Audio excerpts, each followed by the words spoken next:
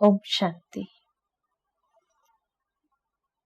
Self management के विषय में ये हमने देखा कि क्यों हमें वर्तमान युग में कुछ ऐसी भीतर से स्किल्स की आवश्यकता है जो सेल्फ मैनेजिंग स्किल्स है।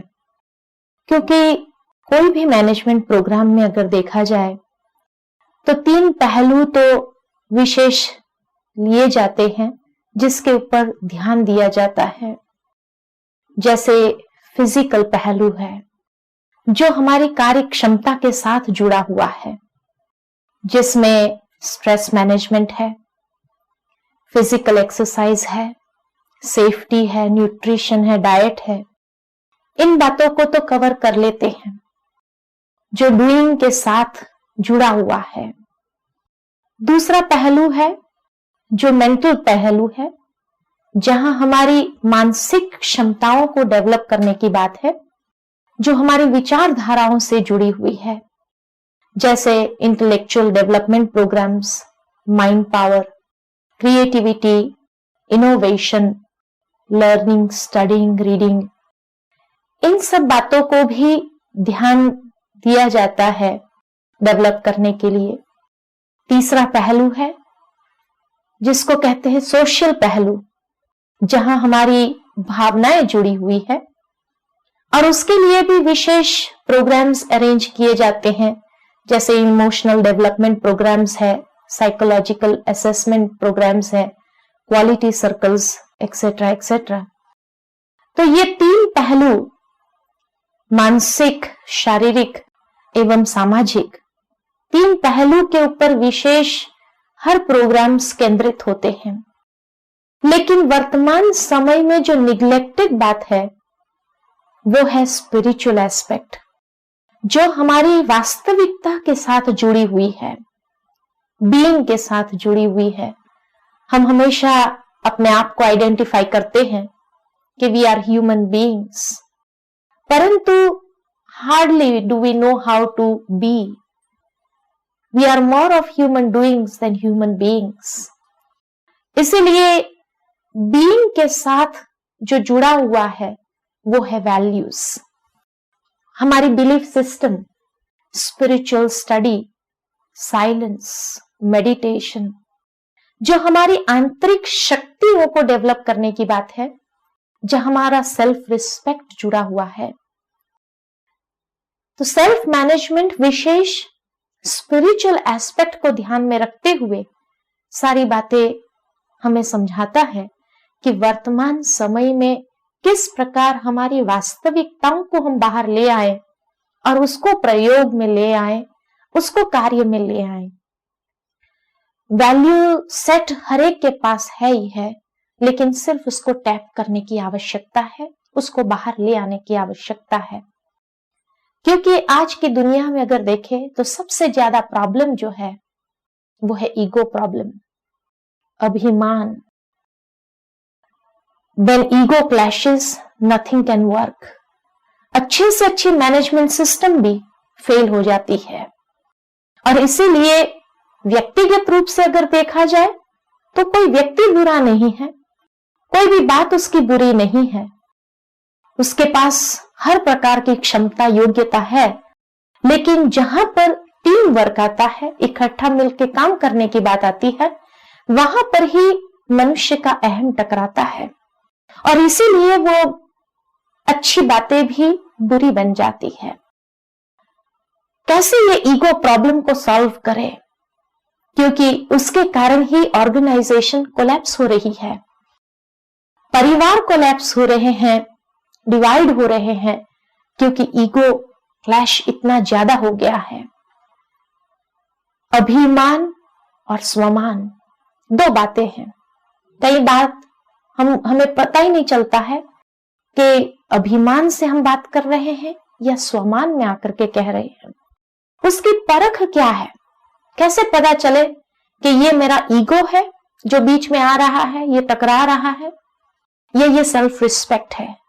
कहने में तो हम कह देते हैं, इतना तो हमारा सेल्फ रिस्पेक्ट होना ही चाहिए ना। सेल्फ रिस्पेक्ट के बिना हम कैसे जी सकते हैं? परंतु होता है अभिमान। तो अभिमान के लिए कोई लाइन ऑफ डिमार्केशन है कि जिसके माध्यम से हमें पता चले कि हाँ, ये मेरा अभिमान है? कहेंगे कि हाँ, दूसरे हमें कह देंगे या बातचीत से पता चलता है, कई प्रकार की बातें आते हैं। लेकिन मुझे कैसे पता चले? हो सकता है कि लोग तो मेरे महिमा इसीलिए कर रहे हैं क्योंकि उसको मेरी जरूरत हो या मेरे से काम निकालना हो, लेकिन वो वास्तव में मेरे अहम को पोष रहे होते हैं, उसको पोषण दे रहे होते हैं। तो मुझे कैसे पता चले कि ये मेरा अभिमान है? अभिमान शब्द 2 शब्द से बना हुआ है, अभि और मान। बड़े का अभिमान क्या होता है कि अभी अभी मेरी बात माननी चाहिए, और अगर मान ली जाए तब तो बहुत खुश हो जाते हैं, तब वो ईगो सेटिस्फाई हो जाता है। और अगर मान ली नहीं जाती है तो उस समय गुस्सा आता है, क्यों मेरी बात मान ली नहीं गई है? मेरी बात ही मानना चाहिए, मैं जैसा कहूं वैसे ही होना चाहिए। और छोटे का अभिमान क्या होता है कि अभी अभी मुझे मान मिलना चाहिए, या हम जो इतना करते हैं हमारी कदर होनी चाहिए। अब ये दोनों अभिमान टकराते हैं। बड़े कहते हैं मेरी बात माननी चाहिए, और छोटे कहते हैं हमें भी मान मिलना चाहिए। हम इतना करते हैं लेकिन कभी 2 शब्द एप्रिसिएशन के नहीं मिलते हैं, तो हमारी कदर क्या है? और इसलिए करने का मोटिवेशन उसके अंदर आता नहीं है। वो करने का मोटिवेशन जहां नहीं आता तो वो कार्य उसका ठीक नहीं हो पाता है। और यहां 2 अभिमान टकराते हैं। जैसे मिसाल के तौर पर आज घर में अगर जाते हैं, छोटा बच्चा होता है, माँ बेटे को कहती है कि बेटा डैडी आए हैं, पानी लेके आओ। वो इतना एंथुसियास्टिकली उठ करके अपना कार्य छोड़ करके पानी का ग्लास लेकर के आता है। उसने आपको पानी दिया और आपने उसको रिटर्न में थैंक यू नहीं कहा, माना अप्रिशिएट नहीं किया जो उसने पानी का ग्लास दिया आपको। तो क्या आप समझते हो कि दूसरे दिन वो पानी का ग्लास आपको फिर से मिल सकता है? नहीं मिल सकता है। अगर मां कहेगी भी बेटे को कि बेटा पानी का ग्लास ले आओ, कहेगा मैं बिजी हूं, मुझे होमवर्क करना है। लेकिन अगर उस समय ही जैसे ही पानी का ग्लास लेकर के वो आता है, उस समय ही ये 2 शब्द एप्रिसिएशन के अगर कह दिया जाता है थैंक यू, उस बच्चे के अंदर इतनी खुशी, इतनी मोटिवेशन उसके अंदर आ जाती है, जिस कारण दूसरे दिन जैसे ही आप पहुंचते हैं, आपको कहना भी नहीं पड़ता है, लेकिन पानी का ग्लास तुरंत हाजिर हो जाता है। इसी प्रकार वर्क प्लेस में भी, कार्य क्षेत्र पर भी जो हमारे साथी है, जो कुछ भी करते हैं, उसके लिए अगर 2 शब्द भी उसको एप्रिसिएशन के मिल जाते हैं, उससे उसका ईगो बूस्ट हो जाता है, और वहां पर बिना कहे वो आगे आपको काम दे सकता है। लेकिन अगर हम एक्सपेक्टेशन रखते हैं कि मेरी बात माननी चाहिए, लेकिन उसको रिटर्न में एप्रिसिएशन के 2 शब्द नहीं कहे, तो वो बात दूसरे दिन और स्वरूप से आ सकती है, और यहां 2 ईगो क्लैश होने के बाद वो कोई भी कार्य ठीक से नहीं हो सकता है। तो इसलिए स्वमान और अभिमान में अंतर क्या है? स्वमान अर्थात सेल्फ वैल्यू, कि जब हम अपनी वैल्यू को अपने आप रिस्पेक्ट देते हैं, तभी हमें दूसरों से एक्सपेक्टेशन नहीं रहती है कि ये मेरी कदर करे या ये मुझे अप्रिशिएट करे, क्योंकि मुझे अपनी वैल्यू की पूरी कदर है। अगर मान लो कि मेरे अंदर कोई योग्यता है और उस योग्यता को मैं कार्य में लाती हूं और दूसरा उसको अप्रिशिएट नहीं करता, तो ये कमजोरी न पहचानने की किसकी है? मेरी कमजोरी है या उसकी कमजोरी है? देखा जाता, मैंने अपनी योग्यता को प्रयोग में लाया, मुझे तो कदर है, मुझे मालूम है ये मेरी योग्यता है, लेकिन अगर सामने वाले व्यक्ति की पहचानने की दृष्टि नहीं है तो ये उसकी कमजोरी है, और उसकी कमजोरी को लेकर के हम परेशान हो जाए, माना मुझे अपना सेल्फ रिस्पेक्ट नहीं है, तभी हम एक्सपेक्टेशन दूसरों से रखते हैं कि ये मेरी वैल्यू करे, ये मुझे रिस्पेक्ट दे, और उस समय जैसे मांगने लगते हैं मुझे रिस्पेक्ट दो, रिस्पेक्ट दो, रिस्पेक्ट दो, और रिस्पेक्ट मिल जाता है तो we are happy, motivated. Respect नहीं मिलता है तो कंप्लीट डीमोटिवेशन हमारे अंदर आ जाता है और कोई कार्य नहीं हो पाता। तो सबसे बड़ा प्रॉब्लम आज की दुनिया के अंदर है ये ईगो प्रॉब्लम, और उसकी परखना यही सहज विधि है। और जब हम अपनी वैल्यू रखते हैं तो दिन प्रतिदिन वो योग्यता को इस प्रकार से बढ़ाते जाते हैं कि अगर भले उसकी पहचानने की दृष्टि नहीं, लेकिन जब सारी विश्व बोलने लगती है, सारा समाज बोलने लगता है, उस समय उसकी आंखें खुलती है कि मैंने उसको नहीं पहचाना, लेकिन उसकी तो महानता थी कि वो उसको प्रयोग में लाता ही गया, उसने अपनी योग्यता को छोड़ा नहीं। हम अक्सर करके क्या कर देते हैं कि अगर किसी ने मेरी योग्यता का कदर नहीं किया तो हम वो योग्यता का प्रयोग करना ही छोड़ देते हैं कि ठीक है हमें करना ही नहीं है, और इस प्रकार से छोड़ देते तो नुकसान किसको हुआ, मुझे हुआ या उसको हुआ? कमजोरी उसकी और नुकसान मुझे। तो इसलिए ये ईगो प्रॉब्लम को सॉल्व करने के लिए सेल्फ वैल्यू, सेल्फ रिस्पेक्ट उसको कहा जाता है। जहां ये सेल्फ एस्टीम आ जाता है तो वहां पर जो दूसरा प्रॉब्लम, नहीं तो ईगो के कारण, जहां लैक ऑफ सेल्फ एस्टीम है तो ईगो है, ईगो के कारण दूसरा प्रॉब्लम है लैक ऑफ पॉजिटिव एटीट्यूड। कितना भी कोशिश करे लेकिन वो सकारात्मक भावना, सकारात्मक मनोवृत्ति हम मेंटेन नहीं कर सकते हैं। छोटी छोटी बातों के लिए भी नेगेटिविटी अंदर में आ जाती है, नेगेटिव भावनाएं आ जाती है। छोटी बात है, नेगेटिव विचार आ जाता है और वो विचारों को हम कंट्रोल नहीं कर पाते हैं। उदाहरण के तौर पर मान लो कि घर में 15, 16, 17 साल का अगर बच्चा है, बाहर जब जाता है कहकर जाता है अपने माता पिता को कि शाम को 6 बजे हम घर लौट आएंगे। शाम को 6 बजा और बच्चा अगर घर में नहीं आया, 6:15 हुआ नहीं आया, समझदार तो वो है ही है, 6:30 हुआ नहीं आया, तो पहला विचार कौन सा आएगा, पॉजिटिव या नेगेटिव? अक्सर करके देखा जाता है नेगेटिव विचार आ जाते हैं। क्या हुआ होगा, क्यों नहीं आया होगा, समय देकर गया था।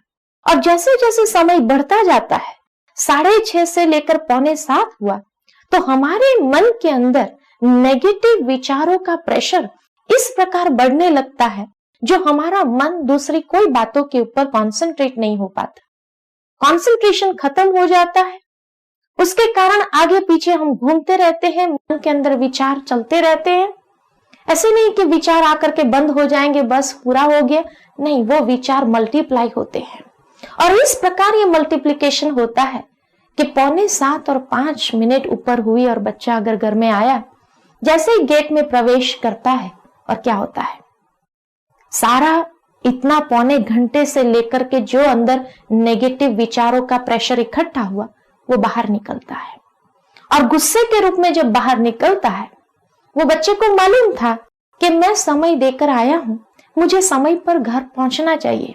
उसने पूरी कोशिश की लेकिन रास्ते में ट्रैफिक जाम था, इसीलिए वो समय से घर पहुंच नहीं सका और पौना घंटा उसको लेट हो गया। लेकिन उसकी बात को हम सुनते नहीं हैं और इतना अपना रिएक्शन निकालते हैं उस बच्चे के ऊपर, और उसका तो कोई दोष था ही नहीं।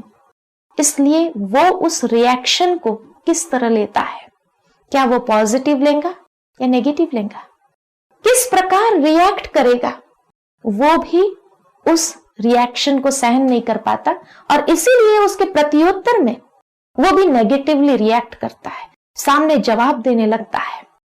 और सामने जब जवाब देने लगता है तो और ये संघर्ष बढ़ जाता है। 1 घंटे के बाद हम उसकी बात को समझ पाते हैं कि क्यों वो लेट हुआ, फिर भी हम छोड़ते नहीं, फिर भी हम एक शब्द कहते हैं, आखिर कम से कम तुम टेलीफोन कर लेता था तो हमें शांति होती थी। भावनाएं गलत नहीं है, हमारी भावना उस बच्चे के प्रति अच्छी है, लेकिन तरीका गलत है, क्योंकि सेल्फ रिस्पेक्ट नहीं है, ईगो है। इस ईगो के कारण ये पॉजिटिव एटीट्यूड मेंटेन नहीं हो सका। उसके बाद मान लो कि रात्रि डिनर के समय एक टेबल पर बैठे हैं भोजन करने के लिए, और फिर हम कहते हैं अच्छा चलो जो हुआ सो हो गया, भूल जाओ।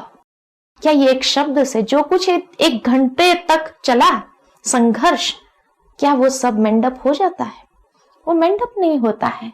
और उसके बाद एक गैप बीच में आ जाती है जिसको कहते हैं अंडरस्टैंडिंग गैप या जेनरेशन गैप। और तब कई बार कई लोग कहते हैं क्या करें, आज की यंग जेनरेशन हमें नहीं समझती है और हम उनको नहीं समझ पाते हैं। लेकिन सबसे पहली बात अगर पूछे, क्या हम अपने आप को समझ पाते हैं?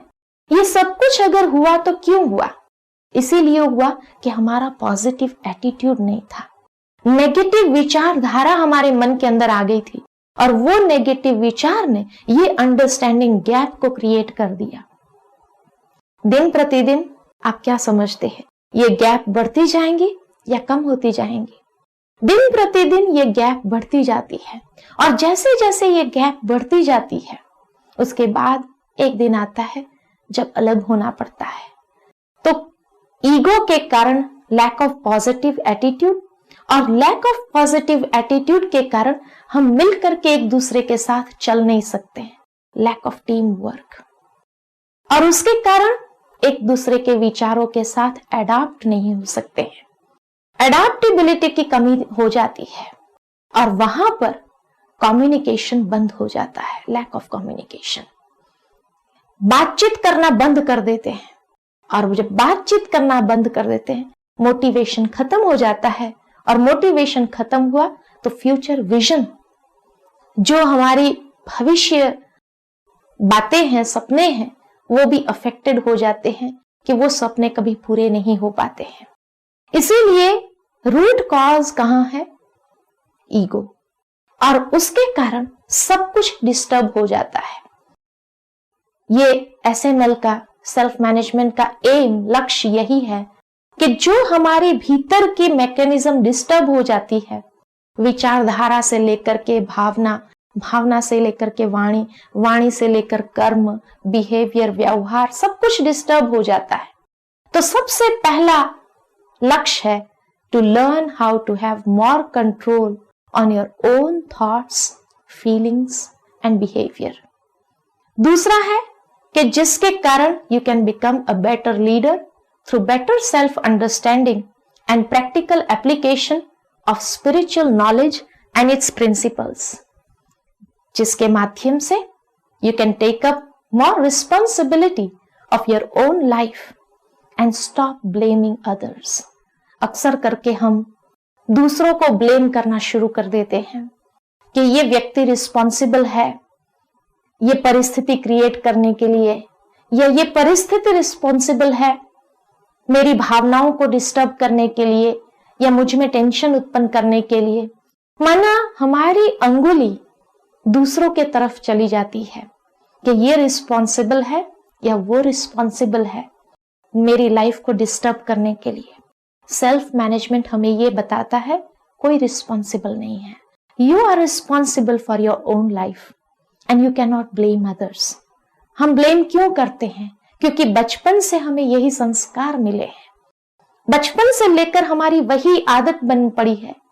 एक बच्चा जब छोटा होता है, 1.5 साल का होता है, चलना आरंभ करता है, जैसे ही चलना सीखना शुरू करता है कुछ चीज को पकड़ते हुए वो खड़ा होता है, और अनायास वो चीज केपेबल नहीं थी या बैलेंस में नहीं थी, वो गिर जाता है, रोने लगता है।